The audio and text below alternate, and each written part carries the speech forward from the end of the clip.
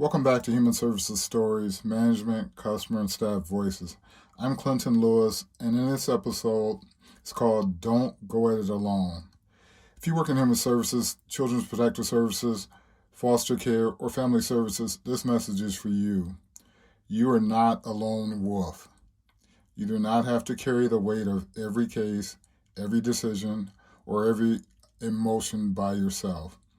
You work within policies and the law, and you're part of a team of capable professionals that are all focused on the same mission, serving children and families in the best way we can. Today, I want to talk to you about the power of teamwork, the importance of using your resources, and why it matters to lean on people around you instead of trying to do everything alone. You are part of a team. And one of the biggest mistakes people make in this work is thinking that you you have to figure out everything on your own. That is not how human services is supposed to work. You are part of a system that's made up of caseworkers, supervisors, managers, legal partners, service providers, and many other professionals who play a role in protecting children and supporting families. No one person has to know everything. No one person can do everything, and no one person should carry every decision alone. That's why teams exist, to bring different strengths, different perspectives, and different areas of expertise together for the benefit of those we serve. Follow the law and policy together. Working as a team does not mean guessing or acting on impulse. It means following policy and the law together. That is what keeps the work fair, ethical, and focused on the right outcome. When you are unsure, please ask questions. When something feels unclear, go to your supervisor. When a solution gets complex, use your team.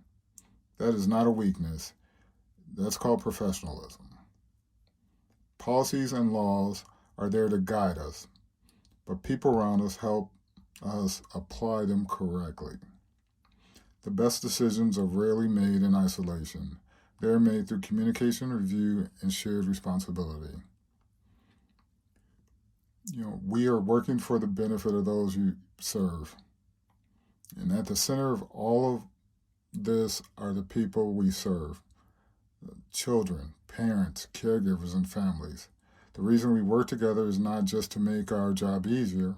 We work together so that people in our care receive the best support possible. When professionals collaborate well, children are safer. Families get families get clearer direction.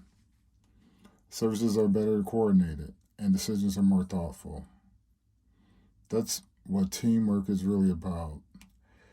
It isn't using skill available to serve people well. It's about staying focused on the mission, not on individual pride. Why people try to go it alone? It's a good question. However, sometimes people go it alone because they feel pressure to prove themselves. They may worry that asking for help makes them look weak. They may feel like they should already know the answer, or may simply be used to handling stress by staying quiet and trying to push through. But in human services, that approach can lead to mistakes, burnout, and unnecessary stress.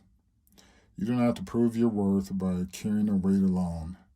Your worth is shown in your judgment, your effort, your integrity, and the willingness to work with others for the good of the family. Practical ways to work as a team. Here are a few practical ways to stay connected to your team. Ask for input early. Just don't wait until the situation becomes unmanageable. Use supervision. Supervisors are there to help you think through the work. Share information clearly. Good teamwork depends on good communication. Respect other roles. Everyone on a team has something valuable to contribute. Stay open to feedback. A good team helps you grow. When you practice these habits, you become stronger, more confident, and more effective in the work. Here's a coaching moment for this episode. Take a minute to answer these questions. Who are the people on my team that I can go to when I need help?